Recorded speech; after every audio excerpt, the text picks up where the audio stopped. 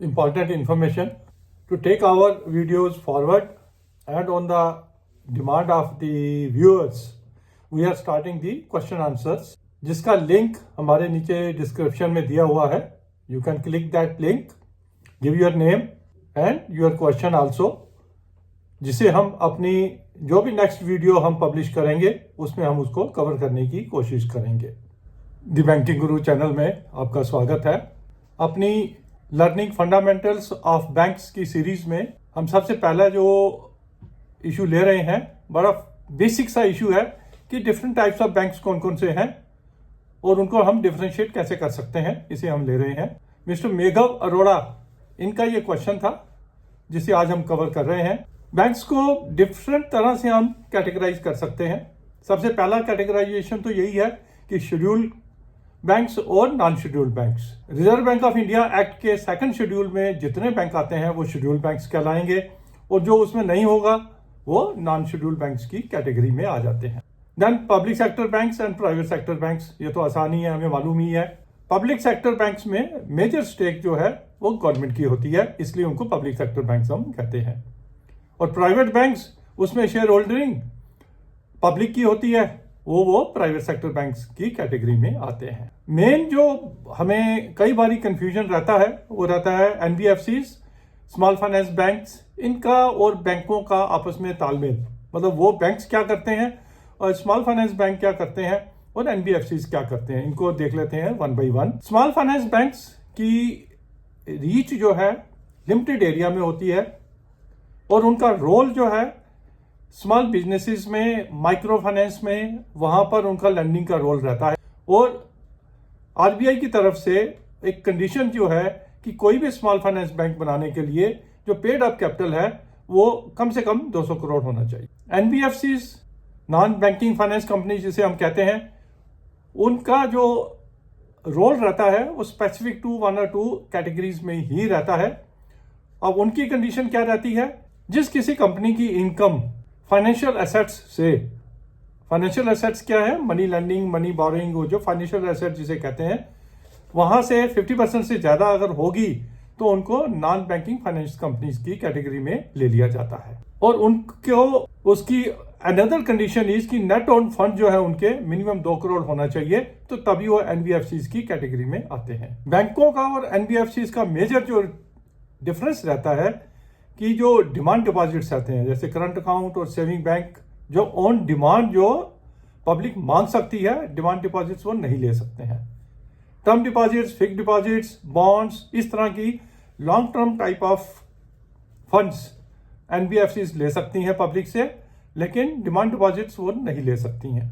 इसीलिए उनकी जो है एनबीएफसीज की कॉस्ट ऑफ फंड्स जो है थोड़ी ज्यादा रहती है, क्योंकि जो डिमांड डिपॉजिट्स रहते हैं वो रिलेटिवली लो कॉस्ट रहते हैं. एक और कैटेगराइजेशन हम लेके चल सकते हैं, investment banks and payment banks. जो इन्वेस्टमेंट बैंकर्स जो रहते हैं वो हेल्प करते हैं as a consultancy to raise the capital.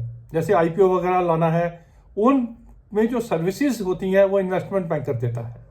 Basically they provide the financial consultancy services.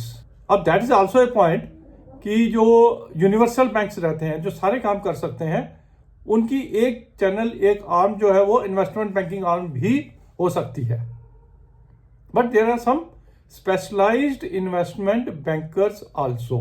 Payment banks recent concept phenomena है, जो कि मूवमेंट ऑफ फंड्स, एक कस्टमर से दूसरा कस्टमर, एक कस्टमर से शॉपकीपर, इस तरह की जो मूवमेंट ऑफ फंड्स रहती है उनकी वो हेल्प जो करते हैं, चाहे वो ऑनलाइन पेमेंट हो चाहे जैसे भी पेमेंट हो, उनका रोल सिर्फ making it convenient to transfer the funds from one person to the other, one shop to the other, one business to the other, उसमें जो हेल्प करते हैं, जैसे पेटीएम है, that is also categorized as a payment bank. अब उसकी एक condition रहती है कि वो डिपॉजिट्स नहीं ले सकते हैं. जो लेंगे, छोटा डिपॉजिट लेंगे, 1 लाख तक का लेंगे. मतलब अगर किसी ने ट्रांजेक्शन करनी है तो अपने अकाउंट में छोटा मोटा पैसा जो है रख सकते हैं to the extent of 1 lakh rupees. अब जितनी भी ये मैं फिगर्स बोल रहा हूं, I am subject to correction. हो सकता है लेटेस्ट कोई भी चेंज आई हो जिसका मुझे आइडिया ना हो, तो ये फिगर्स में कुछ चेंज अगर हो तो you can correct me. Then one categorization is cooperative banks, rural cooperative banks, urban cooperative banks. काफ़ी छोटे हैं, वो हमारी इतना हम उनके साथ इंटरेक्ट नहीं करते, लोकल लेवल पे ही वो होते हैं. देन रीजनल रूरल बैंक्स, वो भी रूरल लेवल पे ही रीजनल लेवल पे होते हैं. उसमें एक स्पॉन्सर बैंक जो है कमर्शियल बैंक होता है, रूरल बैंक होता है, और स्टेट की उसमें कुछ हिस्सेदारी होती है, कैपिटल होती है. कोऑपरेटिव बैंक में इन्वेस्टर भी कोऑपरेटिव के जो मेंबर्स होते हैं वो होते हैं, और लोनीज भी वही होते हैं, मतलब डिपॉजिट्स भी वही देते हैं और एडवांसेस भी वही लेते हैं. That is called the form of the cooperation. आपस में कोऑपरेट, किसी के पास फंड्स है, से 100 मेंबर्स हैं किसी कोऑपरेटिव बैंक के, वो 100 मेंबर्स में से 25 मेंबर्स को पैसा चाहिए और 75 मेंबर्स के पास एक्सेस है, वो देंगे और वो वही वाले ले लेंगे. आपस में ही वो ट्रांजेक्शन जो करते हैं, those are the basic nature of the cooperative banks. Then there is a category universal bank. आपने सुना होगा recently Ujjivan small finance bank ने यूनिवर्सल बैंक के लिए अप्लाई किया. Universal bank means doing most of the things which the banks are able to do. उसका एक licence अलग से आरबीआई देता है, उसकी अलग से कंडीशंस होती हैं.